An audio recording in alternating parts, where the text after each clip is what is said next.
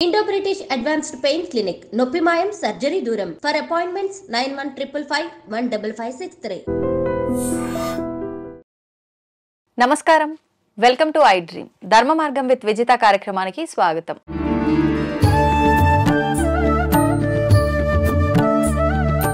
ప్రస్తుతం మనతో పాటు ఉన్నారు శ్రీ విద్యా ఉపాసకులు. 45 సంవత్సరాలుగా ఎంతో మందికి శ్రీ విద్యా ఉపాసన గురించి శిక్షణ ఇచ్చిన వారు శ్రీ శ్రీ శ్రీ గురు కరుణమయ్య గారు. ఇప్పుడు గురువు గారితో మాట్లాడి మరిన్ని విషయాలు తెలుసుకుందాం.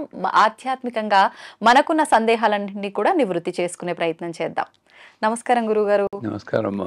నగల విషయానికి వస్తే ఆడవారికి నగలు ఆభరణాలు అంటే చాలా పిచ్చి. ముఖ్యంగా పాతకాలంలో తీసుకుంటే గనక 7 వారాల నగలు అని చెప్పి వంశపారంపర్యంగా వస్తుంటాయి అని కూడా వింటుంటాం. మేమైతే ఇప్పుడు సినిమాల్లో వినటం ఇదంతా 7 వారాల నగలు మా అమ్మవి మా అత్తయ్యవి తర్వాత మాకు వచ్చాయి ఇలా వినటం, కానీ మేమైతే చూడలేదు. కానీ పాతకాలంలో ఇలాంటి ఆచారం ఉండేది అని చెప్పి విన్నాం. అయితే ఇది కూడా ధార్మికంగా ఏమైనా ప్రయోజనం ఉందా? అలా ఒక ఆధ్యాత్మికంగా ధార్మికంగా ఆలోచించే ఈ సాంప్రదాయాన్ని పెట్టారా? ఎలా వచ్చింది గురుగారు 7 వారాల నగలు అనే కాన్సెప్ట్? చెప్పనా మీకు? అసలు చెప్పండి. బంగారం ధర ఎంతో తెలిసే కూడా ఈ క్వశ్చన్ అడగచ్చా మీరు? మొగాళ్ళ గుండెలు గుబేలు అంటాయి. ఒక్క నగ చేయించడానికే బంగారం అంత ఎత్తునుంది. అవును. ఎక్కడి నుండి మొదలెట్టాలంటే మనిషికి ఆధ్యాత్మికంగా ప్రాపంచికంగా ముందుకెళ్ళాలంటే రంగు, తను వేసుకున్న బట్టలు, తను ధరించి లోహం, బంగారం, వెండి, ధరించి చోటు అంటే ఏ ప్రదేశంలో ధరిస్తున్నారు, ఇక్కడ ధరించే రోజు ఏ రంగు ఏ లోహంతో చేసింది, ఇదంతా కూడా లోహ శాస్త్రం, సాముద్రిక శాస్త్రం, చాలా శాస్త్రాలు ఉన్నాయి. సర్వారుణ అనవద్యాంగి సర్వాభరణ భూషిత అని లలితా సహస్రనామంలో చెప్తారు. సర్వాభరణ భూషిత, అన్ని ఆభరణాలు అలా చేసేది. పూర్వకాలంలో ఆడవాళ్ళు 7 వారాల నగలు వేసుకున్నారంటే 7 గ్రహాలకి దాన్ని అనుసంధానం చేసేవారు. అంటే ఈ రంగు వేసుకుంటే ఆ గ్రహం యాక్టివేట్ అవుతుంది అని నమ్మకం, నిజం కూడా ఉంది. అంటే ఆదివారంతో మొదలెట్టి కెంపులు కొంచెం ఎరుపు రంగులో ఉంటాయి కదా, ఆ కెంపులతో ఉన్నటువంటి దుద్దులు కానీ హారాలు కానీ ధరించి సూర్యుడిని యాక్టివేట్ చేసుకుంటారు. అంటే ఏమిటంటే నిజంగా అక్కడ సూర్యగ్రహం ఉంది, చంద్రగ్రహం ఉంది, దానికన్నా ఒక ఎనర్జీ. చాలాసార్లు చెప్తాను మీకు, భగవంతుని గురించి అర్థం చేసుకోవాలంటే ఒక బ్రాడ్ ఎనర్జీ, ఆ ఎనర్జీలో కొన్ని పాకెట్స్ ఉన్నాయి. ఇప్పుడు ఈ సూర్యుడికి సంబంధించిన ఎనర్జీని నేను ట్యాప్ చేయాలంటే ఈ ఎరుపు రంగుతోటి నేను ట్యాప్ చేయొచ్చు. కెంపులు నేనంటే ఆడవాళ్ళు ఆభరణాలు వేసుకుంటారు. దానివల్ల ఏమిటి అంటే సూర్యుడు ఏంటి? చైతన్య స్వరూపం. ఎప్పుడు యాక్టివ్గా, కాంతివంతంగా, ఎక్కడ నీరసం లేకుండా. పొద్దున్నే ఆ రోజుల్లో చాకరీ ఎక్కువ ఉండేది కదా, అలా గుండెలు కలపడం, ఆ ఓపిక, ఆ చైతన్యము వచ్చేది. శరీరం కాంతివంతంగా ఉంటుంది. అందుకే ఇక్కడ కూడా పల్స్ అంటారు. ఈ పల్స్ ప్రదేశంలో బంగారం ఉండాలంటారు. కెంపుల్ సంగతి వదిలేయండి, బంగారం ఉంటే ఈ బంగారము సూర్యుడికి కనెక్ట్ అవుతుంది, వెండి చంద్రుడికి కనెక్ట్ అవుతుంది, రాగి మార్స్కి కనెక్ట్ అవుతుంది, ఇంకపోతే కంచు బుధగ్రహానికి కనెక్ట్ అవుతుంది. ఇలాగ ఒక్కొక్క తగరం బృహస్పతికి కనెక్ట్ అవుతుంది, సీసం ఏమో శుక్రుడికి కనెక్ట్ అవుతుంది, ఇనుము రాహు, శని రాహు, వాటికి పంచలోహాలు కేతు, ఇలాగ లోహాలు కనెక్ట్ అవుతాయి. ఆ రకంగా చూస్తే ఇక్కడ పల్స్ పాయింట్లో బంగారం ఉంటే అసలు మీ ఇంట్లో మీ వారికి చెప్పాలి, మీ ఇంట్లో లక్ష్మి కలకళ్ళాడుతూ డబ్బులు తోగాలి అంటే ఆడవాళ్ళకి ఎక్కడ నగలు వేయించాలో ఆ పురుషుడికి తెలియాలి. అసలు ఇక్కడ మంచి బంగారు నగలు వేసుకుంటే ఈ పల్స్ పాయింట్ లో సూర్యుడికి కనెక్ట్ అవుతుంది. అంచేత అది కెంపుల్లో చేసుకునేటప్పటికి ఇంకొంచెం పవర్ఫుల్ గా ఉంటుందని ఆ చైతన్యం కోసం ఆదివారం నాడు కెంపులు. ఇప్పుడు మనం బంగారు ఆభరణాల్లో ఏదైతే కెంపు పచ్చ అని స్టోన్స్ చూస్తున్నామో అదే కదా గురు? అదే దుద్దులు, కెంపు దుద్దులు. కాకపోతే సోమవారంకి వచ్చేటప్పటికి చంద్రుడు, ఆ చంద్రుడిని కనెక్ట్ చేయాలంటే తెలుపు అంటే ముత్యం. అవును. చంద్రమా మనసోజ్జాత చక్షో సూర్యో అజాయత్ అని చెప్తారు. అంటే చంద్రుడు మనస్సుకి అధిపతి. అంచేత అత్తగారు వాళ్ళు కంబైన్డ్ ఫ్యామిలీస్ కదా, ఇంత గొడవలు భరించాలంటే మనశ్శాంతి ఉండాలి, మనసు కుదురుగా ఉండాలి ఆ రోజుల్లో ఆడవాళ్ళకి. అంటే మనస్సుని నేను కంట్రోల్ చేసుకోవాలి అంటే చంద్రుడు కనెక్ట్ అవ్వాలి కాబట్టి ముత్యాలతో చేసిన బంగారాభరణాలు ఆ రోజు వేసుకునేవారు. సోమవారం నాడు ముత్యాలు. ఇకపోతే మంగళవారం నాడు వస్తారు. ఇక్కడేంటి పగడాలు. అది మార్స్ అంటే అంగార గ్రహానికి కనెక్ట్ అవుతుంది. అదేంటి కమ్యూనికేషన్ స్కిల్స్, ఎప్పుడు ఎవరితో ఎలా మాట్లాడాలి, ఇది చాలా అవసరం. అందులో ఆడపిల్లకి అత్తారింట్లో ఎలా మాట్లాడాలో తెలియదు. అసలు నా దృష్టిలో అంటే జ్యోతిష్కులందరూ తిడతారేమో కానీ కుజదోషం అంటే అబ్బాయికైనా అమ్మాయికైనా ఎలా మాట్లాడాలో తెలియదు. వాళ్ళకి కుజదోషం ఉన్న వాళ్ళనే చేయాలంటాడు. అంటే దొందు పడి ఉంటారు మూల, వీడికి తెలియదు ఆవిడికి తెలియదు. ఈవిడికి మాట్లాడడం తెలియకుండా వాడు ఉద్దండు రైతు నొక్కి పారేస్తాడు. అంతే కదా. ఈ రకంగా లాజికల్ గా నాకు కంక్లూడ్ బాగానే ఉంది అనిపించింది. అంచేత పగడాలు పెట్టుకుంటే అది మార్స్ కి యాక్టివేట్ చేసి అది మనకి కమ్యూనికేషన్ స్కిల్స్, ఎలా మాట్లాడాలి, నలుగురితో ఎలా ఉండాలి, దానికోసం పెట్టుకునేవారు. ఇకపోతే మంగళవారం అయిపోయింది. బుధవారం నాడు పచ్చళ్ళు అంటే సస్యశ్యామలం అంటారు కదా, బుధుడిని యాక్టివేట్ చేయడానికి పచ్చళ్ళు విడదీస్తారు. పచ్చళ్ళతో దానివల్ల ఏంటంటే ఆ ఇంట్లో ఎప్పుడు సస్యశ్యామలంగా ఉండి లక్ష్మీ కటాక్షం కూడా ఉంది. పిల్లలకి తెలివితేటలు చాలా అభివృద్ధి చెందుతాయంటారు. నాడు పచ్చళ్ళు వేసుకోవాలి. పోతే గురువారం పగడాలతో చేసింది వేసుకుంటారు. అది బృహస్పతి తెలుసు మీకు, హయ్యర్ నాలెడ్జ్కి సంకేతం. ఆధ్యాత్మికంగా మనకు కుదురుగా ఒక ధ్యాస ఏర్పడాలన్నా కూడా సర్వతోముఖాభివృద్ధి అంటారు, ఆల్రౌండ్ ప్రాస్పరిటీ. అంటే అటు ఇహము పరము కూడా ఇచ్చేది ఈ పగడపు వేసుకుంటారు. పగడాల దండ సాధారణంగా అనుకుంటారు అందరూ, పగడాల దండని సన్యాసులు వేసుకుంటారేమో, అన్ని వదిలేసిన వారు రంగు చూసి అనుకుంటారు. కానీ అది బృహస్పతి అక్కడే ఉన్నాడు, కుబేరుడు కూడాను. అంటే ఏంటి, జ్ఞానము ఉంది, డబ్బు ఉంది, ఇహము పరము రెండు అక్కడే ఉన్నాయి ఉత్తర స్థానంలో. ఆ రకంగా పగడాలు వేసుకుంటారు. ఇకపోతే శుక్రవారం నాడు వజ్రాలతో చేసిన నగలు వేసుకునేవారు. అది శుక్రుడు భోగకారకుడు. ఉన్నది 10 రూపాయలైనా 10 రూపాయలు అనుభవిస్తే అది భోగమైన ఆ దృష్టిలో. అంతే. 1 కోటి రూపాయలు ఉండి ఇంకో 1,00,000 కోసం దయచేస్తే వాడు బికారు అనమాట. అంచేత ఉన్న సంసారంలో ఒక గదైనా 2 గదైనా చక్కగా నీట్గా పెట్టుకుంటూ భోగంగా ఉండేటటువంటి, భోగాన్ని అనుభవించేటువంటి తృప్తిగా. ధర్మరాజు చెప్తారు చూడండి, యక్షుడు కృష్ణ ప్రపంచంలో ఎవడు బాగా ఆనందంగా ఉన్నవాడంటే తృప్తి గలవాడు అని చెప్తాడు. ఆ తృప్తి భోగము ఇచ్చేది శుక్రుడు. చివరిగా శనివారం నాడు నీలం మణులతోటి ధరించిన పొదిగిన నగలు నీలమణులు అంటారు. అది మన ఎవరికి, శనీశ్వరుడికి కనెక్ట్ అవుతుంది. అంటే ఏంటి, విఘ్నాలన్నీ ఒక శనీశ్వరుడు అంటే ఏంటి, చిన్న పనికి ఎక్కువ కష్టపడటం. ఎంత చిన్న పని అయినా సరే ఓ పట్టాన్ని అవ్వదు, పోస్ట్పోన్ అయిపోతూ ఉంటాయి, ఎక్కువ కష్టపడతాయి, శారీరక శ్రమ కలిగించేవాడు.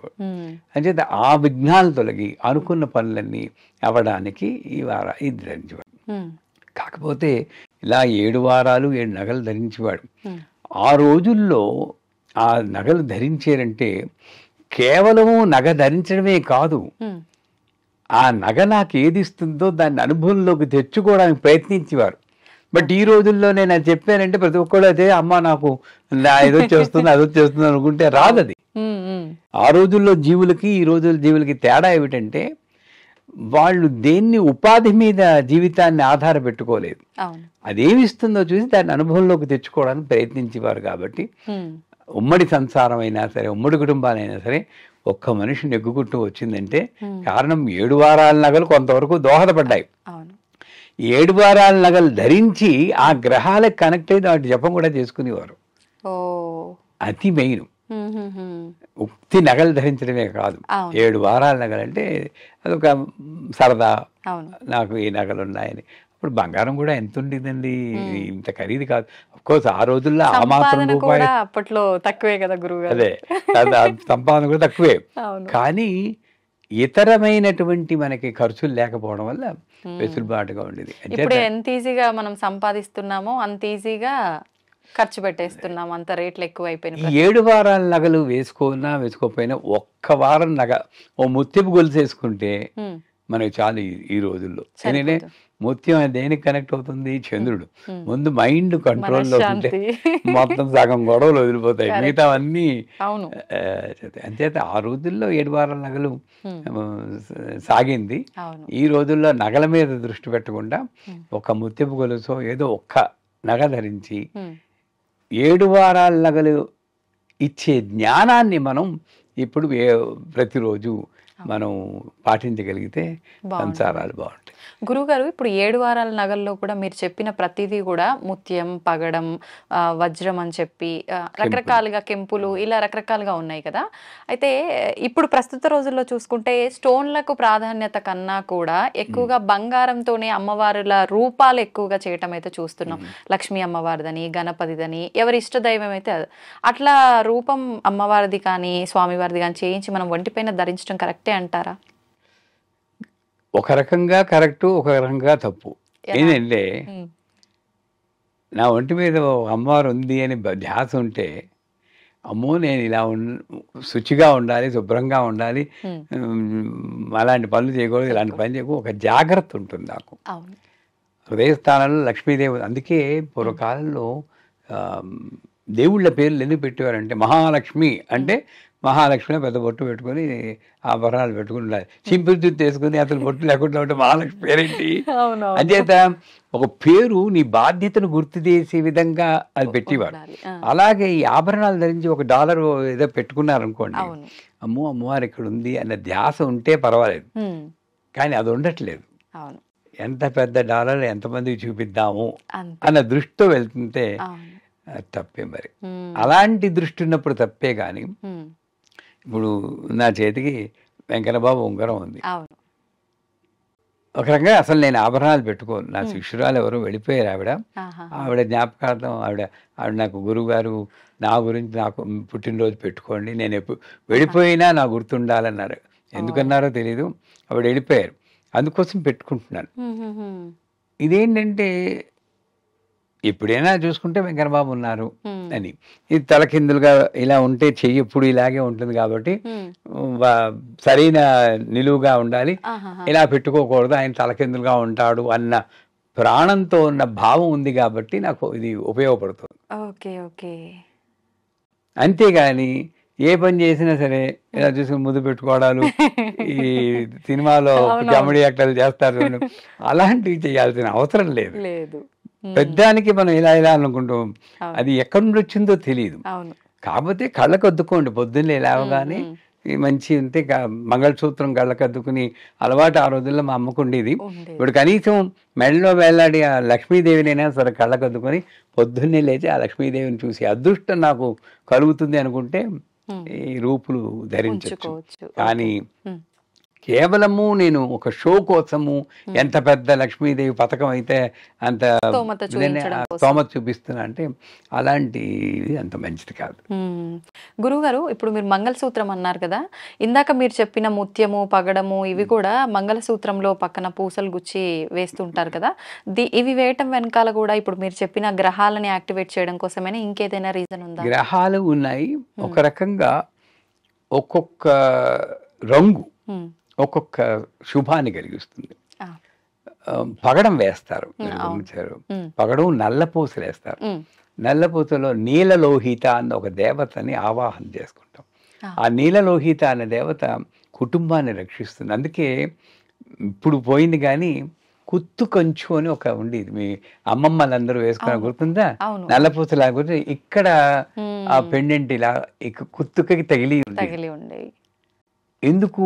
ఈ స్వరపేటికి బంగారం తగినప్పుడు మాట తీరు బాగుంటుంది. ఈ చుట్టూరా ఉన్నటువంటి నల్లపూసల వల్ల నీలలోహిత అన్న దేవత ఆ కుటుంబాన్ని రక్షిస్తుంది అన్న నమ్మకం. Okay okay. కనీసం అది వేలాడి తీసుకున్నా కూడా నల్లపూసలు ఉంటే మంచిది. ఆ రకంగా నలుపు అక్కడ పెట్టాడు. పెట్టి ఒక పగడం ఎందుకు పెట్టాడంటే త్యాగ గుణం. వేరేలా కనెక్షను బృహస్పతి కనెక్షన్ అది వేరే విషయం. మనకేంటే త్యాగ నిరతి. ఆ రోజుల్లో ఈ రోజుల్లో ఎప్పటికీ స్త్రీకి కావాల్సింది ఏంటి? క్షమ. భూదేవికి ఉండాల్సినటువంటి క్షమ, అన్కండిషనల్ లవ్.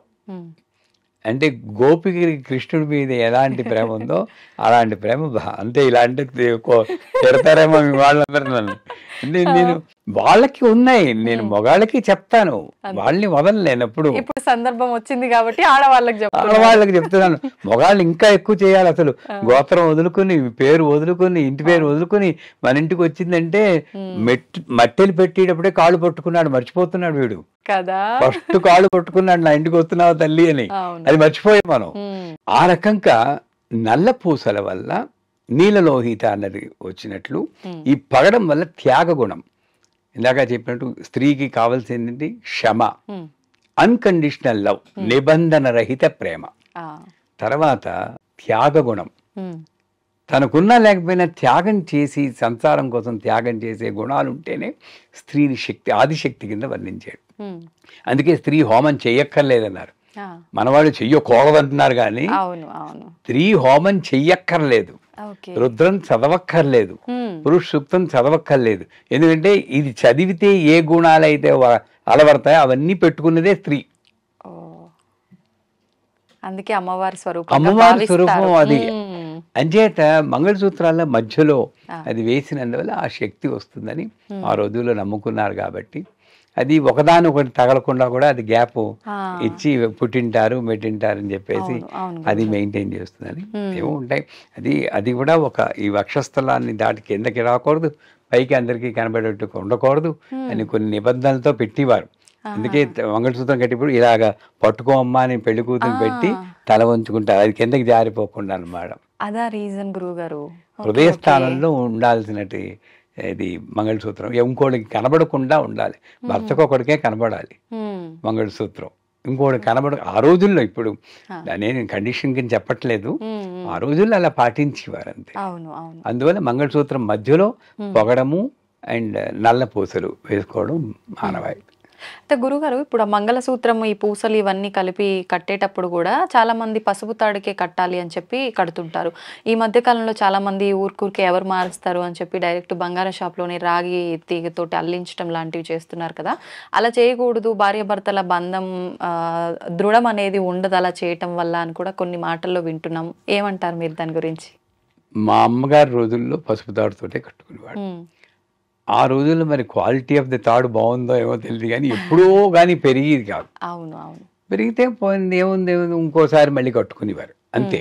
ఎందుకంటే పసుపు తాడు అన్న పేరు మనకి మొదటి నుండి ఉంది. ఆ పసుపుతో ఉన్నటువంటి ఒక మంగళకరమైనటువంటి శుభం మనకి జరగాలి అనే దీంట్లో కాస్త లావుగా ఉన్న తాడు తీసుకుని దానికే కట్టేవారు.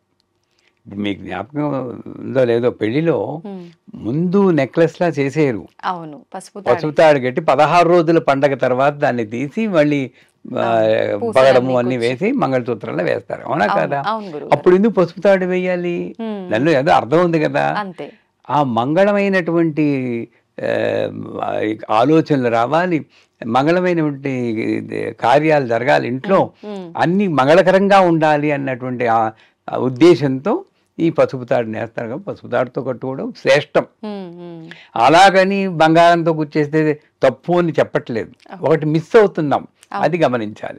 ఆ చిన్నది మిస్ అవుతున్నాం. ఓకే గురుగారు, మనం ఎంత స్తోమత ఉన్న వాళ్ళమైనా సరే బంగారంతో రకరకాల వస్తువులు చేయించుకుంటాం. తల నుంచి మనం చేతుల దగ్గర నుంచి చెవులకు పాపడ బిళ్ళలని, వడ్డాలని రకరకాలుగా చేయించుకుంటాం. కానీ కాళ్ళ విషయానికి వస్తే మాత్రం బంగారం పట్టీలని, మెట్టలే అని ఇలాంటి కొంతమంది చేయించుకుంటారేమో, కానీ అలా వేసుకోకూడదు బంగారం కాళ్ళకి అని చెప్పి అంటుంటారు. నిజంగా అలా వేసుకోకూడదా? ఎందుకని అంటారు? ఇది మైండ్ సెట్ అంటారు. రాజులు బంగారం మట్టిలు, బంగారం పట్టీలు వేసుకుంటారు, మీకు తెలుసో లేదా? అవునా? చాలా వరకు రాజులు వేసుకుంటారు. ఓకే, అది వాళ్ళకి అదొక లక్ష్మి, అక్కడ ఉన్న తప్పు లేదన్న భావం ఏమో తెలియదు. కానీ మనకేమిటంటే ఇక్కడ దిగు భాగానికి వచ్చేటప్పటికి ఆ కాళ్ళు, అక్కడ ఈవిడ లక్ష్మీదేవిని పెట్టుకోకూడదు, బంగారం పెట్టు. ఆ రకంగా చూస్తే వెండిలో కూడా ఉంది ఆవిడ, బంగారంలోనే వెండిలో ఉంది. మట్టిలు పెట్టుకున్నప్పుడు వెండే పెట్టుకుంటాం, పట్టీలు వేసుకున్నప్పుడు వెండే పెట్టుకుంటాం. కాకపోతే భావన పరంగా చూస్తే ఈ వెండి పట్టీలన్నవే ఈ ఇక్కడ ఉన్నటువంటి శనీశ్వర స్థానం అంటారు, చీలమండ. అందుకే బయటికి వెళ్ళినప్పుడు లోపలికి వస్తే కాళ్ళు కడుక్కోమంటారు. పెద్దవాళ్ళు చెప్తారు, పూర్వకాలంలో బకెట్ నీళ్లు ఉండేవి, మేము వచ్చి కాళ్ళు కొడుకొని లోపలికి వచ్చేవాళ్ళం. కాళ్ళు కొట్టుకుండా లోపలికి వస్తే మా అమ్మ తిట్టేసేది, అక్కడక్కడ తిరిగి వస్తావు కాళ్ళు కొడుకో అనేది. నాకు అర్థమయ్యేది చెప్పింది మా అమ్మ కనుక నాకు చెప్తున్నాను. ఇక్కడ చీలమండ దగ్గర శనీశ్వర స్థానం. ఊరంతా తిరిగి వస్తే మీరు షూ వేసుకున్నా ఏం వేసుకున్నా సరే ఆ ఎనర్జీని మనం లోపలికి పట్టుకొస్తాం. ఇంక ఇంట్లో ఏం పూజలు చేస్తే లాభం, అంటమంగళం చేసేస్తున్నాం కదా. అందువల్ల కాళ్ళు కొడుకుని అక్కడ ఆడవాళ్ళకి పట్టీలు వేస్తారు. అక్కడ శనీశ్వరుడి ప్రభావం రక్షించడం కోసం అని చెప్పి ఆ పట్టీలు, ఆ పట్టీలు ప్రిఫరబ్లీ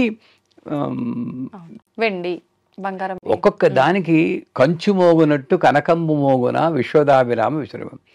నాకు డబ్బుంది కదా అని నా గంట బంగారంతో చేయించుకున్నాను, వెండితో చేయించుకుంటే ఆ పర్పస్ కి ఏ లోహం అయితే చెప్పారో ఆ లోహం పెట్టడం శ్రేష్టం, అంతవరకే చెప్తాను. బట్ వీళ్ళు ఎందుకు పెట్టుకుంటున్నారంటే రాజులు కదా, లక్ష్మీ రూపంలో ఎలా ధరించినా పర్వాలేదన్న దీంట్లో కల్చర్లో వచ్చిందే కానీ శాస్త్రపరంగా ఏమీ లేదు. వేసుకోకపోవడమే ఉత్తమమేమో నా వరకు. ఏ లోహం ఎక్కడ ఏ పర్పస్ కోసం ఉందో దాన్ని ఆ పర్పస్ కోసమే వాడడం. అందుకే ఇండ్లలో కూడా వెండి గంట వాయించద్దారా బాబు, టికి టికి టికి అంటే ఏముంటుంది, గంగని మోతే ఆ వైబ్రేషన్స్ వల్ల రాక్షస శక్తులు దూరంగా పారిపోతాయని ఆ రోజుల్లో అమ్మేవారు. అలాగే గడప పసుపు పూస్తే రాక్షస శక్తులు రావు, కానీ ఎందుకు రోజు పసుపు అని పెయింట్ అని పూసి ఒక ఇలా ఇలా పావేసుకుంటాం. పసుపు రంగే చూస్తున్నాం కానీ పసుపు అన్న పదార్థం మెటీరియల్ మర్చిపోతున్నాం. అంచేత అలా వెళ్లకుండా సో పట్టీలు అంటే వెండి పట్టీలు పెట్టుకోవడం, ఏది ఎలా శ్రేష్టమో అలా ఉపయోగించడమే కరెక్ట్ ధర్మంగా నా వరకు. చాలా మంది ఇళ్లలో చూస్తుంటాము, ఎంత డబ్బు ఉన్నా ఏమున్నా తినటానికి అన్ని ఉన్నా మంచి సౌకర్యాలు ఉన్నా కూడా మనశ్శాంతి అనేది ఉండదు.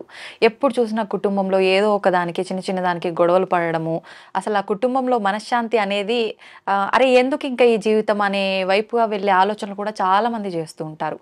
అయితే మనం ఈ గొడవలు అవుతున్నాయి అనగానే ఒకటే ఆలోచన వస్తుంది, ఒకటి అయితే ఎందుకు ఈ జీవితం అని, లేదంటే ఎందుకు పెళ్లి చేసుకున్నాను రా స్వామి అని చెప్పి. ఖచ్చితంగా ఈ రెండే అనుకుంటాం కదా గురువుగారు. అలా తీసుకుంటే ఇప్పుడు వివాహ సమయంలో ప్రతి ఒక్కరు కూడా పెద్దల సమక్షంలో మంచిగా ముహూర్తాలు చూసుకొని అన్నీ కలిశాయి అన్న తర్వాతే వాళ్ళిద్దరిని ఓకే అని చెప్పి పెళ్లి చేయడానికి ఒప్పుకుంటారు, అంగీకరిస్తారు, పెళ్లి చేస్తారు. అన్నీ చేసిన తర్వాత కూడా వీళ్ళు ఎందుకు ఇలా తన్నుకొని చేస్తున్నారు అనేది పెద్ద సందేహం గురువుగారు ప్రతి ఒక్కరిలో కూడా. ఏం చెప్తారు మీరు? ఒక శుద్ధమైన పలకుందనుకోండి, దాని మీద నేను అక్షరాలు రాసినా కూడా మీకు కనబడుతుంది. మంచి అక్షరాలే రాస్తాను, మంచి మాటలు రాస్తాను, మీకు కనబడతాయి. అదే నేను రావడానికి ముందే గిలికేసి పెట్టుకున్నాను అనుకోండి, నేను దాని మీద ఏం రాసినా మీకు కనబడదు. ఇది నాంది, నేను చెప్పబోయే దానికి నాంది. ఆడపిల్లల మనస్తత్వాలు పెళ్ళికి ముందు ఏ ఎక్స్పెక్టేషను లేకుండా క్లియర్గా శుద్ధమైన పలకలా ఉండుంటే అప్పుడు ఆ వచ్చినటువంటి వ్యక్తి, ఆడపిల్లలే కాదు మగాళ్ళైనా సరే, ఆ వ్యక్తి యొక్క కర్మను బట్టి వచ్చినటువంటి అక్షరాలు క్లియర్గా కనబడతాయి. ఇంచుమించులో సంసారాలు బాగానే ఉంటాయి, గొడవలు రావు అని నేను ఎప్పుడు అన్ను. సంసారం అంటే గొడవలు ఉంటాయి. మా అమ్మ నాన్నగారు ఎప్పుడు గొడవ పడలేదు, ఒకసారేమో చిన్న అనుకున్నారేమో అంతే. మా అక్కయ్య వాళ్ళ దగ్గర కూడా ఉంటాయి, కాకపోతే ఈ ప్రీ కన్సీవ్డ్ నోషన్స్ లేవు ఆడపిల్లలకి, ముఖ్యంగా ఆడపిల్లలకి అనకూడదు. కానీ వాళ్ళు ఇలా ఉండాలి, సినిమాలు ఒకటి ఉన్నాయి కదా మనకి, ఇలా ఉండాలి, కథల్లో చెప్తాడు, నువ్వు లేకపోతే నేను జీవితం లేదు, ఎంతైనా అలా ఊహించేసుకుంటున్నారు. చేసుకుని పెళ్ళైన మొదటి రోజు నుండి చివరిదాకా అలాగా ఎన్నేళ్ళైనా అలాగే ఉంటుందని కూడా ఒక భ్రమకు లోనవుతున్నారు. చెంచలిహి మనస్తత్వం, అందులో పురుషుడి మనస్సు ఇంకా చెంచలం. నిజంగా నేను పురుషుడైనా చెప్తున్నాను. వాడి స్థిరంగా ఉంటే నచ్చదు, వెరైటీ కావాలి. కూర రోజు ఒకటే చేస్తే రోజు ఒకటేంటి, వెరైటీగా చెయ్యి, వెరైటీగా డ్రెస్ చేసుకోవాలి. అంత అస్థిరమైనటువంటి ఒక వ్యక్తితో ఒక స్థిరమైన సంసారాన్ని కోరుకునే వ్యక్తి కలవాలంటే అది హిందూ మతంలో హిందూ వివాహ వ్యవస్థలో గొప్పదనం ఏమిటంటే ఈ రెండింటినీ కలుపుతున్నారు. వీడేమో చంచలం, ఆవిడేమో స్థిరమైన కుటుంబం కావాలంటుంది. అంటే యావరేజ్లో చెప్తున్నాను, అందరు మగవాళ్ళు అలా అని కాదు, అందరు ఆడవాళ్ళు ఇలా అని కాదు. సో అంచేత నేను పెళ్ళికి ముందుగానే తల్లిదండ్రులు ఇచ్చేటువంటి ట్రైనింగ్ చాలా ముఖ్యం. పెద్ద మనిషి అవ్వగానే అప్పటి నుండి అమ్మ జాగ్రత్తగా ఉండాలి, 10 మందిలో ఉన్నప్పుడు ఎలాగ ఉండాలి, ఎలా డ్రెస్ చేసుకోవాలి, ఏం ప్రాబ్లమ్స్ ఉంటాయి, ఇవన్నీ చెప్పి తల్లిదండ్రులు కరువయ్యారు. First reason. ఒప్పుకుంటారా? అవును గురుగారు, ఎవరి బిజీ లైఫ్లో వాళ్ళలో ఉండిపోతున్నారు. వాళ్ళు ఏం చేస్తున్నారు, ఏ యూట్యూబ్లో ఏం వీడియోలు వాచ్ చేస్తున్నారు, ఇవన్నీ కూడా ఒక 8 ఏళ్ల వయసు నుండే చూడాల్సిన దౌర్భాగ్యం పట్టింది ఇప్పుడు. అది చేయట్లేదు, చెక్లేదు. అండ్ వాళ్ళు కూడా హస్బెండ్ అండ్ వైఫ్ ఆదర్శ దంపతుల్లా ఉండి వీళ్ళకి ఒక ఐడియల్ లైఫ్ చూపించడానికి అక్కడ ప్రాక్టికల్ లేదు. ముహూర్తాలను ఎందుకు అనుకోవడం మనం, ఇవన్నీ లేవు. ఈ పిల్ల కూడా ఇంట్లో గొడవలు చూసి ఈ పిల్లవాడు కూడాను ఏదో అలా వచ్చేయాలి, అప్సరసలు రావాలని వాడు, ఈవిడ అపర శ్రీరామచంద్రుడు రావాలని ఈవిడ కోరుకుంటున్నారు. కాబట్టే వచ్చిన దాంతో తృప్తి పడకుండా, అడ్జస్ట్ అవ్వకుండా, ఆ అడ్జస్ట్మెంట్ మెంటాలిటీ అనేది తగ్గిపోతుంది. That's a main reason. పూర్వకాలంలో ఎంత వస్తే అంత దాన్ని సర్దుకునేవారు. నాకు తెలిసి నా చిన్నప్పుడు మా పెంకుటిల్లో ఉండేవాళ్ళం, ఒకే రూమ్లో ఉండేవారండి. మైథిలి, జగ్గు, జగన్నాథ్, సీతారామం అండ్ వాళ్ళ అమ్మ, నాన్న, 5గురు ఒకే రూమ్. మాట బయటికి వినబడేది కాదు. అంత ఒబ్బిడిగా సంసారాలు చేసుకునే వాళ్ళు ఉన్నారు. ఇప్పుడు 3 బెడ్రూమ్ హౌస్ అయినా కూడా మనశ్శాంతి ఉండట్లేదు. ఎందుకు అంటే ఆ అడ్జస్ట్మెంట్ మెంటాలిటీ లేదు.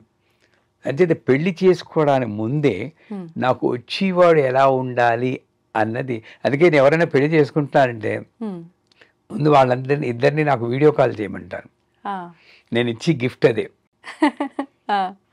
ఇద్దరిని కూర్చో, అసలు ఆయన భ్రమలన్నీ తీసేయి, ఇది జీవితం, దీనికి ముందుగానే నువ్వు మెంటల్లీ ప్రిపేర్ అయిపో, అప్పుడు నువ్వు రంగంలోకి దిగు, నీకు వచ్చి ఈజీగా ఉంటుంది. అంతేగాని ఇది ఇలాగే ఉంటుంది జీవితం అనుకుని ముందుకు వెళ్ళడం వల్ల కూడా. పెళ్ళైన కొత్తల్లో ఎంత బాగుండేవారు, రోజు నన్ను పొగిడేవారు, ఇప్పుడు అసలు నన్ను చూడటమే లేదు. అంటే అప్పుడు ఉన్నటువంటి స్థితి వేరు, ఇప్పుడు ఉన్నటువంటి స్థితి వేరు, వాళ్ళ టెన్షన్లు ఉంటాయి, ఉంటుంది. సో ఇవన్నీ కూడా మనం ఆలోచించి నాకు ఏ జీవితం అమ్మవారు ప్రసాదించిందో ఆ జీవితానికి నేను అడ్జస్ట్ అవ్వాల్సిందే. దానికి ఒకటే దోహదపడేది ఆధ్యాత్మికం, అది కొరబడింది. కొత్తగా చెప్పండి, నిజంగా యూత్, పెళ్ళైన వాళ్ళైనా పెళ్లి కాని వాళ్ళైనా రోజు కాస్త ఒక 5 నిమిషాలు భగవంతుని ధ్యానం చేసుకునే వాళ్ళు తక్కువయ్యారా? నిజంగానే గురుగారు, చాలా తక్కువైపోయారు. మరి నాకు నా ఫిజికల్ శక్తి నాలా 70 ఏళ్ళు వస్తే కొంచెం తగ్గిపోతూ ఉంటుంది. మెంటల్ శక్తి పరిస్థితిని బట్టి నేను టెన్షన్లు వస్తూ ఉంటాయి. నన్ను కాపాడేది ఏంటి? ఇంకొక ఆధ్యాత్మిక శక్తి అనేది ఒకటి ఉంది, అది నన్ను కాపాడుతుంది. ఆకటి వేళలా అని చెప్పి అన్నమయ్య కీర్తన ఉంది. అంచేత నేను నాలా పూజలు చేయమంటం లేదు, ఒక 5 నిమిషాలు ప్రే చేసుకుని యూత్ తగ్గిపోయారు. ఆ శక్తులు అవ్వడం వల్ల కూడా మైండ్ కొంచెం అటు ఇటు అయ్యి పెళ్ళిళ్ళు ఊగుతున్నాయి అనమాట. మీరు ఏదైతే చెప్పారో దాన్ని బట్టి నాకు అనిపించింది ఏంటంటే, యువత పేరెంట్స్ చూపించిన సంబంధాల పైన ఎక్కువ మొగ్గు చూపకపోవటానికి కారణం వాళ్ళ మైండ్లో ఎక్కువ ఎక్స్పెక్టేషన్స్ ఉండటం వల్ల. అది వచ్చే అబ్బాయి ఇలా ఉండాలైనా కావచ్చు, లేదంటే వచ్చే అబ్బాయి బ్యాక్గ్రౌండ్ ఇలా ఉండాలైనా, ఏదైతే ఏంటి మొత్తానికి వాళ్ళ ఎక్స్పెక్టేషన్స్ ఉండటం వల్ల. అయితే మీరు చెప్పింది విన్న తర్వాత ఇది నిజమేనా అని నాకు అనిపిస్తోంది. అంటే ఎంతవరకు నిజం?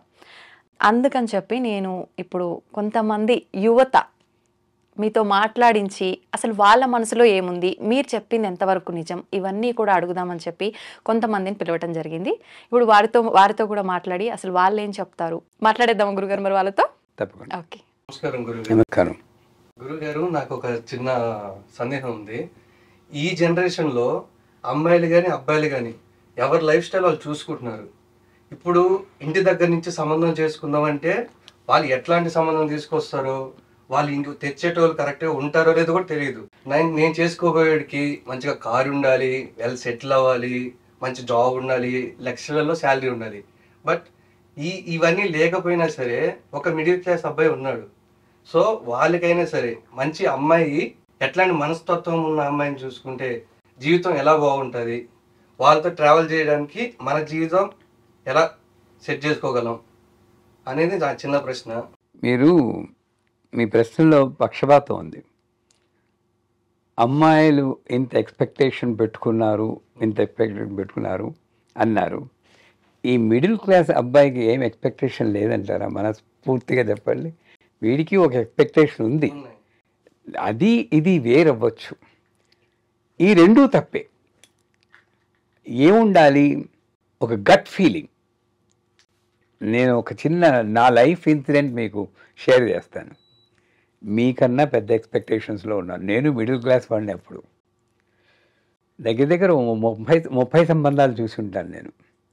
నా దృష్టిలో ఒక ఐశ్వర్యరాయో ఒక ఎవరో ఒకరు రావాలి, డ్యాన్స్ రావాలి, మ్యూజిక్ రావాలి, తెల్లగా ఉండాలి, ఇన్ని ఉన్నాయి.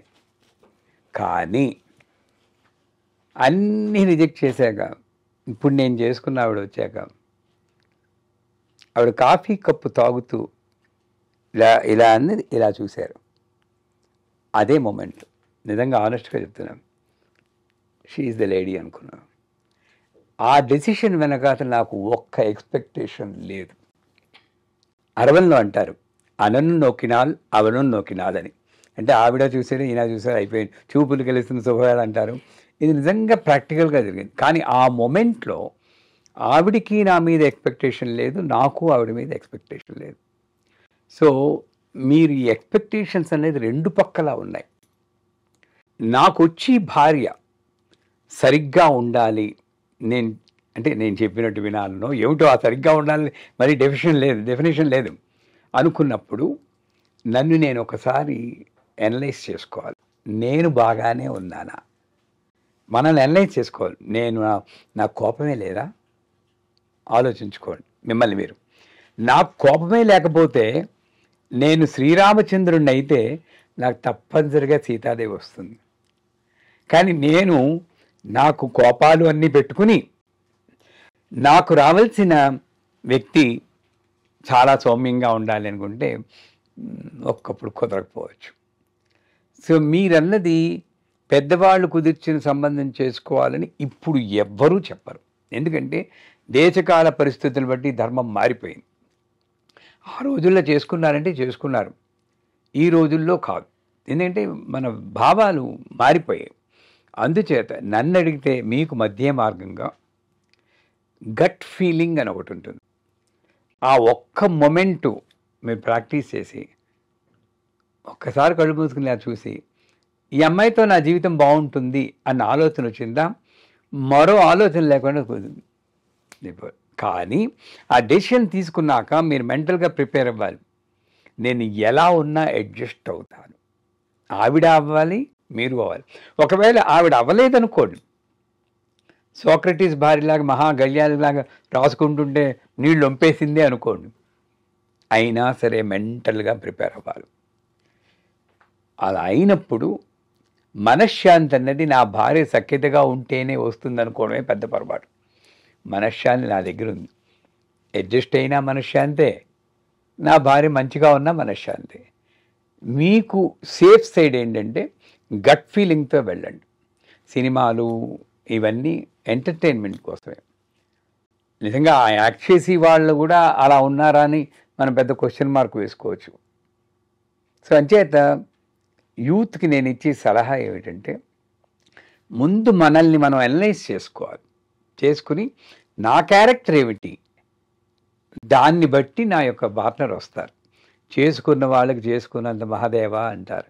ఏ విత్తు ఇచ్చోట నాటినో ఆ ఫలములు మీకు అందుచుండు, విత్తనం ఒకటైన ఫలము వేరొకటి, అదేట్లు సాధ్యమగుడు అన్నాడు. నేను ఎలా ఉన్నానో అలాగే వస్తుంది. అవునా కాదా? అలా ప్రిపేర్ అయితే కొంత వెరిఫికేషన్ చేసుకోండి.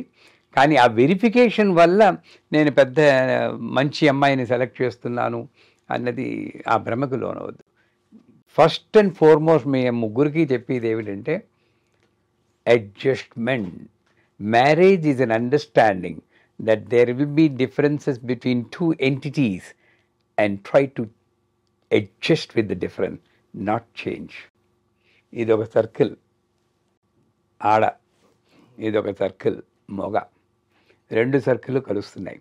ఒకదాని మీద ఒకటి ఎప్పుడూ పడవు, కలియుగం. మహా అయితే ఇలా ఇంటర్సెక్ట్ అవుతాయి. ఇది మీ సేఫ్ సైడ్. ఇక్కడే మీ మనశ్శాంతి ఉంటుంది. ఈ జోన్లోనే మీరున్నారంటే మీ మ్యారేజ్ సక్సెసే. నేనున్నాను, నా మ్యారేజ్ సక్సెస్. ఈ అవతల జోన్ ముట్టుకున్నారా బతుకు బస్ స్టాండే. అయితే మీ విషయం ఇందాక చెప్పినప్పుడు మీ పెళ్లి చూపుల విషయంలో మేడం ఇలా కాఫీ ఇచ్చి మీరు తాగేటప్పుడు ఇలా ఒక చూపు చూశాను, అప్పటి వరకు నాకున్న ఎక్స్పెక్టేషన్స్ అన్నీ ఉన్నాయి, చాలా ఐశ్వర్యరాయ్ లాంటి భార్య అని చెప్పి, కానీ అవన్నీ పక్కన పెట్టి తినే షీ ఈజ్ ద వన్ అని చెప్పి అనుకున్నాను అన్నారు కదా. అంటే అంత స్పాట్గా అసలు నిర్ణయం ఎలా తీసుకోగలిగారు ఏంటి? ఇప్పుడు ఈ తరం వాళ్ళు ఒక పెళ్లి చూపులనే కాదు ఏ విషయంలో అయినా కూడా నిర్ణయం తీసుకునే విషయానికి వస్తే ఆ ఒక ఫోకస్ అనేది మిస్ అవుతున్నారు. అది మిస్ అవటం వల్లే ఈ పెళ్లి చూపులు కానివ్వండి, ఒక రిలేషన్ అయినా కానివ్వండి, ఈ సంబంధాలు వీటన్నిటిపైన ఒక ఏమంటారు దృష్టి పెట్టలేకపోతున్నారేమో, కరెక్ట్ మార్గంలో వెళ్ళలేకపోతున్నారేమో అని నా ఉద్దేశం. గురుగారు ఏమంటారు మీరు? ఇప్పుడు మీరు చెప్పింది కరెక్టే, కానీ యూత్ ప్రేమించేటప్పుడు అమ్మాయి అబ్బాయో చూడగానే ఒక ఝలక్ వస్తుంది. మీకు అలవాటు ఉందో లేదో తెలియదు, ఒక ఝలక్. ఆ ఝలక్ వెనకాతలు ఏమి ఉండదు. ఈ అమ్మాయి అందంగా ఉండని కానీ డబ్బు ఉందని కానీ ఏమి ఉండదు. ఆ స్పార్క్ వస్తుంది. ఆ స్పార్క్ యూత్కి అందరికీ అలవాటే, మీకు అందరికీ అలవాటే కూడా. ఇప్పటి వాళ్ళకి అది ఉందంటారా గురుగారు? 100% ఉంది. ఇప్పటి అబ్బాయిలు ఎలా ఉన్నారంటే ఒకరిని చూస్తే అనిపించడం కాదు, నలుగురిని చూసినా అనిపిస్తుందేమో, అలాంటి ఒక స్పార్క్ మీరు అన్నట్టుగా అని నా ఉద్దేశం గురుగారు. ఇన్ఫాక్చుయేషన్ అది నేను దేనికి వాళ్ళతో మాట్లాడుతూ ఉంటే వెళ్ళిపోతుంది, కానీ ఒక్కళ్ళకే పదే పదే మాట్లాడాలి అనిపిస్తుంది. ఆ స్పార్క్ అలా స్థిరంగా ఉంటుంది. నేను అనేది ఆ స్పార్క్ గురించి నేను మాట్లాడుతున్నాను. సో ఆ మొమెంట్లో మా ఆవిడ్ని చూడగానే మనసులో ఏ ఆలోచన లేదు. అది అమ్మవారి అనుగ్రహం అనుకోండి, అప్పటికే కొంత నేను ఉపాసన చేసిన ఆ భాగ్యం అనుకోండి, మా అమ్మ చెప్పినటువంటి ట్రైనింగ్ అనుకోండి. మా అమ్మ మొదటి నుండి నా 3 ఏళ్ల వయసులో మా అమ్మ నన్ను ట్రైన్ చేసింది. 27 ఏళ్ల వయసులో నా పెళ్ళి అయింది. అంతవరకు నేను చూసిన జీవితము అది యూత్ అన్నది ఆ లైఫ్ గడుపుతున్నప్పుడు నేర్చుకుంటూ నేను ఇంప్రూవ్ అవుతూ ఉంటే ఇలాంటి అనుభవాలు జరుగుతాయి. అది మనం ప్రాక్టీస్ చేసుకోగలిగితే ఆ మూమెంట్లో రీజన్లెస్ డెసిషన్ అని ఉన్నారు. Purposeless action, reasonless joy, that is Sri Vidya అంటారు. పర్పస్లెస్ యాక్షన్ అంటే అమ్మాయిని చూడగానే అబ్బాయిని చూడగానే ఇతను సేఫ్ అని అనిపిస్తుంది. ఆ మూమెంట్ వచ్చేదాకా మనం వీళ్ళు నాకు కరెక్టే అనే ఒక భావన కలగాలి మనసులో, వీళ్ళ దగ్గర ఉంటే నేను సేఫ్ 100%. అసలు సంబంధం రావడానికి ముందు మీ మైండ్ అంతా ప్లెయిన్గా పెట్టుకోండి. అందుకే పెళ్ళిళ్ళలో మంత్రం ఉంది, మీకు చెప్పరు కానీ పురోహితులు రాయిను తొక్కమంటారు, సన్నికలు తొక్కుతారు, అమ్మాయి తొక్కుతుంది. తొక్కినప్పుడు ఈయన మట్టెలు పెడతాడు. ఆ తొక్కినప్పుడు మంత్రం ఏంటంటే, ఇంతకు ముందు ఎవరి మీదైనా నేను మనస్సు పడి ఉంటే, నాకు వరుసైన బావ కానీ మావయ్య గారి మావిలు కానీ ఉంటే, వాళ్ళ ఎదుట వాళ్ళ పట్ల నా యొక్క హృదయం ఈ బండరాయిలా మారుగాక అని అప్పుడు తొక్కుతుంది. నేను అనేది ఏంటంటే, పెళ్లి చేసుకోవడానికి ముందే అంతవరకు లైఫ్ ఎంజాయ్ చేస్తారు మీరు. This a different life, 100% different life. Me youth లాగా పెళ్ళి అయ్యాక ఉండదు. అది మీరు నిర్ణయానికి రండి, అది ఫ్యాక్ట్. మీరు ఏం చెప్తున్నారు, ఏం ఎక్స్పెక్టేషన్స్ లేకుండా చేసుకోవాలని చెప్పి. ఇప్పుడు నార్మల్గా పేరెంట్స్ అయినా కానీ మన సిబ్లింగ్స్ అయినా కానీ లైఫ్ లాంగ్ మనతో ఉండరు. మరి అటువైపు ఉన్న వ్యక్తికి ఫైనాన్షియల్గా సెట్ అయ్యడా లేదా, జాబ్ సరిగ్గా ఉందా లేదా, ఇవి కూడా ఏ ఎక్స్పెక్టేషన్స్ లేకుండా ముందుకు వెళ్ళడం అనేది సాధ్యమేనా అసలు మాకు? అవి పెద్దవాడు వదిలేయాలి. మీ ఫైనాన్షియల్ ఇవన్నీ చూసి వాళ్ళు పెద్దవాళ్ళు, వాళ్ళు చూసుకుంటారు. అది పెద్దవాళ్ళు కూడా ఆ బాధ్యత వహించాలి. వహించి వాళ్ళు ఏం చేస్తున్నారు, ఎంతమంది పిల్లలు, వాళ్ళకి ఏం పెళ్ళిళ్ళు అయ్యాయి, వాడు బాగానే ఉన్నా చూసుకుని ఒక రికగ్నిషన్ సర్వే అంటారు, పైన చూసి వస్తారు. పిల్లాడు వచ్చాక మీకు అతని ఉద్యోగం గురించి కానీ, అతని ఆస్తిపాస్తుల గురించి కానీ, నన్ను అడిగితే క్యాస్ట్ గురించి కానీ మీకు ఏమీ ఫీలింగ్ ఉండకుండా ఈజ్ ద రైట్ పర్సన్ అనాలి. మిగతావన్నీ అక్కడ వర్కౌట్ అయిపోయాయి, మీ పేరెంట్స్ చేస్తారు, అక్కడ వాళ్ళని డిపెండ్ అవ్వాల్సిందే. Who are you to select? అంటే ఒకవేళ జాబ్ ఏముందిలే, శాలరీ ఏముందిలే, అంటే ఆస్తులు ఏముందిలే, పిల్లాడు మంచివాడు కదా చేసుకో అని చెప్తే నెక్స్ట్ వీళ్ళందరూ మన లైఫ్లో ఉండరు కదా, అప్పుడు ఎవరు పోషిస్తారు? ఒక మీకు చేసుకోవాలని లేకపోతే చేసుకోకండి. అక్కడే నేను చెప్తున్నాను, స్పాట్ వాళ్ళని వినాలని చేసేసుకుంటే చేసుకోండి. ఆ స్పాట్ డిసిషన్స్ ఎప్పుడు మంచివే, ఎందుకంటే తల్లిదండ్రుల మీద గౌరవంతో చేసుకున్నారు. ఏదో ఒకటి వస్తుంది, నా దగ్గర రండి, నేను ఏదో సలహా ఇస్తాను. కానీ చేసుకోవాలని లేదనుకోండి, మధ్య మార్గంగా వాళ్ళని వాళ్ళని కష్టపెట్టకూడదనో, ఓ పని అయిపోతుందనో ఎప్పుడు పెళ్లి చేసుకోకండి. No, if you don't like that person, పెద్దవాళ్ళు కూడా మిమ్మల్ని ఫోర్స్ చేయకూడదు. నా పిల్లల్ని నేను ఎప్పుడు నా కల చేసుకోలేదు, వాళ్ళు ఎన్నుకున్నారు సరే అన్నారు. వాళ్ళు ఏ మతము ఏ కులము అది కూడా నేను చూడను. గురుగారు మీరు చెప్పినట్టుగా ఒకవేళ పేరెంట్స్ చెప్పిన సంబంధమే చేసుకున్నాం అనుకోండి, పక్కా ఫ్రాడ్ అయ్యాడు, ఆ అమ్మాయికి డివోర్స్ అయిపోయింది, అంటే చాలా బాధపడిన తర్వాత తనకి ఏవో డివోర్స్ వచ్చింది, అయిపోయింది. మళ్ళీ ఆ వ్యక్తి అమ్మాయి కానివ్వండి అబ్బాయి కానివ్వండి తనకి ఇష్టం లేకుండా కానివ్వండి, ఏముందిలే చేసుకో, లేకపోతే తక్కువ శాలరీ అయితే ఏమైంది, లేకపోతే నీకు బ్యాలెన్స్ అదే బ్యాంక్ బ్యాలెన్స్ ఇవన్నీ లేకపోతే ఏమైంది, అంటే ఒక పర్సన్ని తీసుకొచ్చి పెళ్లి చేస్తే వాళ్ళ బాధ్యత అయిపోతుందా? అంటే తనకి ఇష్టాలు కానీ, లేకపోతే తను అవ్వాలనుకుంటుంది, అసలు ఒక జాబ్ చేయాలనుకుంటుందా, లేకపోతే ఇంకేం చేయాలనుకుంటుందా, తను ఎలా ఫీల్ అవుతున్నాడు అవతల పర్సన్, ఇవేవి సొసైటీ కానీ పేరెంట్స్ కానీ పట్టించుకోరా? వివాహ వ్యవస్థలో 8 రకాల వివాహాలు ఉన్నాయి. అందులో పిల్లకి కానీ పిల్లవాడికి కానీ, పిల్లవాడికి నచ్చిందా నచ్చలేదు, పిల్లకి నచ్చిందా లేదా ఆమె అనుమతి తీసుకోకుండా చేసేటటువంటి పెళ్ళి రాక్షసము అంటారు. పైశాచికమని ఇంకోటి ఉంది, అది కూడా కాదు, కట్నం తీసుకుని వెళ్ళి అసురము అన్నారు. మనం అసురం రాక్షసం రెండిట్లోనూ ఏదో చేస్తున్నాం. అంచేత నేను అనేది ఏంటంటే, ఒకటి మీరు కర్మ సిద్ధాంతాన్ని నమ్ముకోవాలి. జో లిఖా హై ఓహీ హోగా, తలరాత అది ఒకటి. కాకపోతే ఇక్కడ అలాగని నేను పెద్దవాళ్ళని తప్పు పట్టలేను, ఎందుకంటే వాళ్ళు కూడా ఎలాగో అలాగ అమ్మాయి పెళ్ళి అయితే బాగుండు, 29 ఏళ్ళు వచ్చేసాయి, మళ్ళీ అవుతుందో లేదని కొంచెం టెన్షన్ పడవచ్చు. కానీ మీ జీవితం మీది, అక్కడ ధైర్యంగా నాన్నగారు అమ్మ నాకు ఎందుకో కంఫర్టబుల్గా లేదు, ఆయనకి శాలరీ లేకపోతే నేను పెళ్ళి లేకపోయినా ఇలా ఉండిపోతాను, కానీ ఇలా చేసుకుంటే మళ్ళీ బాధపడతానేమో అని ఒక వాయిస్ మీరు చెప్పగలగాలి. అప్పుడు వాళ్ళు తల్లిదండ్రులు బాధ్యత గల తల్లిదండ్రులు అయితే ఎందుకు ఆ పిల్లాడిని సెలెక్ట్ చేస్తున్నారో మీకు ఒక సహేతుకంగా మీకు నిరూపించాలి. వాళ్ళు వెనకాతల ఆస్తులు ఉన్నాయి, మంచివాళ్ళు, నీకేం పర్వాలేదు, మంచి మాకు తెలిసిన వాళ్ళే ఏదో చెప్తారు. అప్పుడు మీరు మీ ఇష్టమైతే పెళ్లి చేసుకోవాలి. ఒకటే చెప్తానమ్మా, ఒకటి ఎక్స్పెక్టేషన్స్ లేకుండా చేసుకోవడం మీ బాధ్యత. ఒకవేళ గట్ ఫీలింగ్లో మీకు ఏదైనా డౌట్ వచ్చిందా, నేను ఏ పని చేసినా సరే నాకు ఒక్క డౌట్ వచ్చిందంటే నేను చేయనా పని పోస్ట్పోన్ చేస్తాను, తర్వాత అయినా మళ్ళీ అటెంప్ట్ చేస్తానేమో. కానీ అంటే ఇది జీవితం మామూలు కాదు. మీరు అనొచ్చు ఒకసారి పెళ్ళి డివోర్స్ అయ్యి వాళ్ళు వస్తారు, వాళ్ళకి పెళ్లి చేస్తారు, అసలు ఎందుకు డివోర్స్లు అవుతున్నాయి? అది వెళ్ళటం లేదు. మీరు పెళ్లి చేసుకున్నాక పూర్వకాలంలో ఎలాంటి వాడైనా సరే వాళ్ళు అడ్జస్ట్ అయ్యి అన్నేళ్ళు, నాకు 43 ఏళ్ళు అయింది పెళ్ళయి, నిన్ననే పెళ్లి రోజున. అది ఎందుకు సక్సెస్ అయింది మాది? ఎందుకు అడ్జస్ట్మెంట్ లేదమ్మా యూత్లో, ఇద్దరిలోనూ ఉండాలి. నేనంటాను అవతలి వాళ్ళు అడ్జస్ట్మెంట్ అవ్వకపోయినా మీరు అడ్జస్ట్ అవ్వాలి, ఎందుకంటే మీ జీవితం, మీకు మనశ్శాంతి కావాలి. యాక్సెప్ట్, క్విట్, రెండే నా రూల్. యాక్సెప్ట్, గొనుక్కోకుండా యాక్సెప్ట్ చేయి, నసపెట్టకు. ఆర్ క్విట్ అయిపోతే మళ్ళీ వచ్చేవాడు ఆల్రెడీ ఇంకొక ఒకసారి రిజెక్ట్ అయిన వాడే ఉంటారు. అంచేత అవన్నీ ఆలోచించి వివాహ వ్యవస్థ ఫెయిల్ అవుతుందంటే ముందు మీరు కొంచెం గొడవలు వస్తున్నాయంటే పేపర్ తీసి రాసుకోండి. అవతల వాళ్ళల్లో నాకు నచ్చని గుణాలు ఏమిటి రాసే. ఈ కాలంలో ఇట్లా మీరు ప్రతి ఒక్కరికి ఓపిక అనేది ఒకటి ఉంది. మాకు ఓపిక పడతాం, ఒకరు తగ్గినా ఒకరు ఉంటాం, ఒకరు గొడవ పడితే ఒకరు తగ్గుతాం, ఇంకొకరు గొడవ పడితే ఇంకొకరు తగ్గుతాం అన్నారు, కరెక్టే.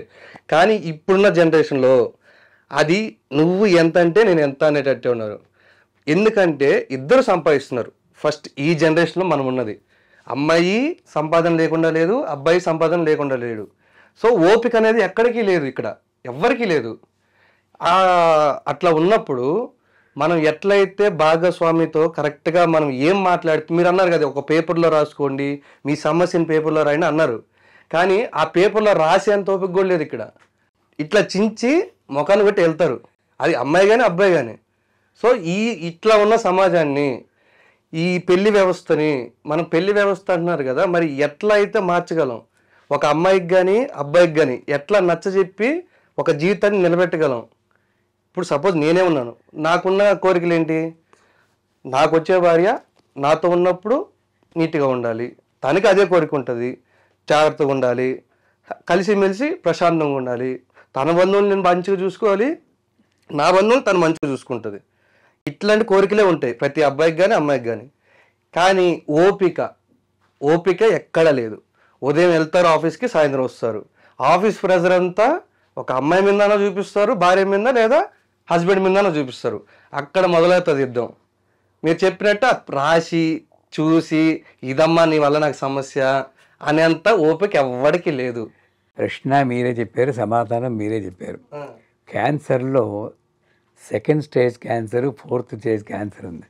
మీరు చెప్పింది ఫోర్త్ స్టేజ్ క్యాన్సర్, దానికి క్యూర్ లేదు. నేనన్నది సెకండ్ స్టేజ్ క్యాన్సర్లోనే మనం జాగ్రత్త పడాలి. నేను ఓర్పు లేదు అంటే న్యాయంగా నేను చెప్పి జాగ్రత్తగా వినండి. పెళ్లి రోజే కొట్టుకోరు కదా మీరు, పెళ్ళైన రెండో రోజు కొట్టుకోరు కదా, మూడో రోజు కొట్టుకోరు కదా, ఎక్కడో స్టార్ట్ అయింది 4వ రోజు 5వ రోజు, అక్కడే మీరు సెకండ్ స్టేజ్ క్యాన్సర్ స్టార్ట్ అయింది. మీరు అప్పుడు మీకు ఓర్పు ఉంది, ఓహో ఇబ్బందులు వస్తున్నాయి, అభిప్రాయ భేదాలు వస్తున్నాయి, అక్కడ నేను చెప్పిన జాగ్రత్తలు తీసుకోమంటాను. అప్పుడు ఫోర్త్ స్టేజ్ క్యాన్సర్కి వెళ్ళదు. మనమేం చేస్తున్నాం, ముదరబెట్టి ఫోర్త్ స్టేజ్ క్యాన్సర్ వచ్చాక దానికి క్యూర్ లేదు, ఎవడు ఏం చేయలేదు. ఓర్పు లేదు అంటే నీ జీవితం, ఓర్పు లేదు అంటే మరి గొడవలు అవుతాయి. నాకు గొడవలు అవ్వకుండా ఉండాలి అంటే మన ఇంట్లో పొగ రాగానే ఫైర్ అలారం మోగాలి, అప్పుడు వెంటనే నేను ఆపేయాలి. నేను అది అలా వదిలేస్తే ఇల్లు అంటుకుపోతుంది. ఇల్లు అంటుకుపోయి చేసేది ఏముంది? అంటే భార్యాభర్తల మధ్య సంబంధాలు పెళ్ళైన మొదటి రోజే పోతాయన్నది తక్కువ. అవి ఉన్నాయి, అవి కర్మ, ఎవడూ ఏం చేయలేరు. కాకపోతే 90% ఏంటి, ఎక్కడో అత్తగారి మీద కోపం వచ్చి తల్లి మాట వింటాడను, లేక ఆడపడుచుకు పెడితే, ఇవే కదా మనకు కొనేది. నా జీవితం ఎంతో నాకు ఇవ్వడు, ఇట్లాంటివి. అలా మొట్టమొదటి డిఫరెన్సెస్ వచ్చినప్పుడు నేను చెప్పిన పద్ధతి సక్సెస్ అయింది. చాలా వరకు అమెరికా, బ్రిటన్, యూకే అక్కడంతా కూడా ఇదే చెప్పేవాడు. పేపర్ తీసుకుని మీకు అప్పటికింకా మీరు ముదిరిపోలే సంబంధాలు, ఏదో కొంచెం ఖాయమన్నారు, కానీ అప్పుడే పేపర్ తీసుకుని నచ్చనివన్నీ రాసేసుకోండి. రాసేసి మీరు కొంచెం అడ్జస్ట్ అవ్వాల్సినవన్నీ నీకు పర్లేదు. నేను చెప్పేది అదే గురువు గారు. చిన్న ఇక్కడ ఒక పాయింట్ మీరు చెప్పినట్టే, స్టార్టింగ్ సెకండ్ పాయింట్ అనుకోండి, పేపర్ తీసుకొని రాస్తాం, నేను ఎందుకు అడ్జస్ట్ అవ్వాలి, నువ్వు అవ్వు అంటారు. సరే, నేను కూడా అక్కడే అంట, నేను అడ్జస్ట్ అవ్వడానికే పిలిచాను, నువ్వు కొన్ని పాయింట్స్ అడ్జస్ట్ అవ్వు, నేను కొన్ని పాయింట్స్ అడ్జస్ట్ అవుతాను, నేనే చెప్తాను అనుకోండి. అక్కడే నేను అడ్జస్ట్ కాను, నేను ఇట్లానే పెరిగాను, నేను అడ్జస్ట్ కాను, నువ్వే అడ్జస్ట్ అవ్వు అంటారు. అక్కడ రీజన్ ఏంటి? అక్కడ నేను ఎట్లా అడ్జస్ట్ అవ్వాలి, తను ఎట్లా అడ్జస్ట్ అవుతుంది? సో ఇద్దరి మధ్య అండర్స్టాండింగ్ ఎట్లా ఏర్పడుతుంది? మీరేమనుకోవటం మాట, నేను ఇంకా టాపిక్ కంప్లీట్ అవ్వకుండానే మీరు ఓర్పు లేకుండా క్వశ్చన్ అడిగేశారు. దాన్ని బట్టే మీరు ఓర్పు మీద మీరు ఫోకస్ చేయాలని అర్థమైపోయింది. నేననేది ఏంటంటే, పేపర్ తీసుకుని రాయండి, ఇవి అడ్జస్ట్ అవ్వచ్చు అనేది కొట్టేసేయండి. కొట్టేసే కొన్ని ఉంటాయి, ఓ 3 4 వాళ్ళతో పెట్టండి. మీరు అన్నట్టే ఆవిడ నేను అడ్జస్ట్ అవ్వను అన్నది. అప్పుడు 2 క్విట్ ఆర్ అడ్జస్ట్. ఇంకా నా జీవితం ఇదే అనుకుంటే ఇగ్నోర్ చేసేయండి. ఆ 3 విషయాల్లోనూ డ్రెస్ సరిగ్గా చేసుకోరు, ఇగ్నోర్ చేయండి. వంట సరిగ్గా చేయదు, ఇగ్నోర్ చేయండి.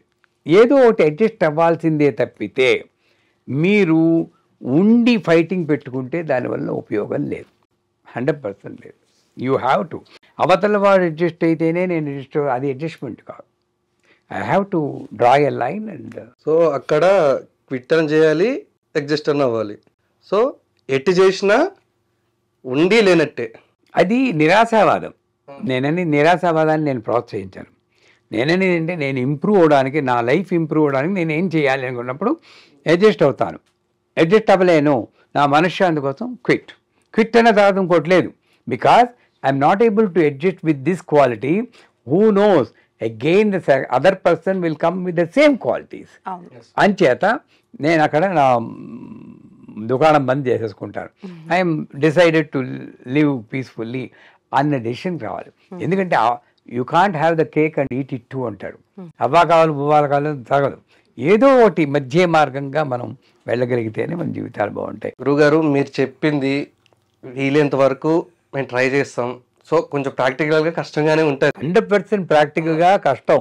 అందులో ఇప్పుడున్న పరిస్థితుల్లో మేము మా ఉన్న పరిస్థితులు వేరు, మీరున్న పరిస్థితుల్లో నేను పూర్తిగా మీతో ఏకీభవిస్తాను. ఇప్పుడున్న పరిస్థితుల ప్రకారం మేము కూడా వీలైనంత వరకు అడ్జస్ట్ అవ్వడానికే ట్రై చేస్తాం.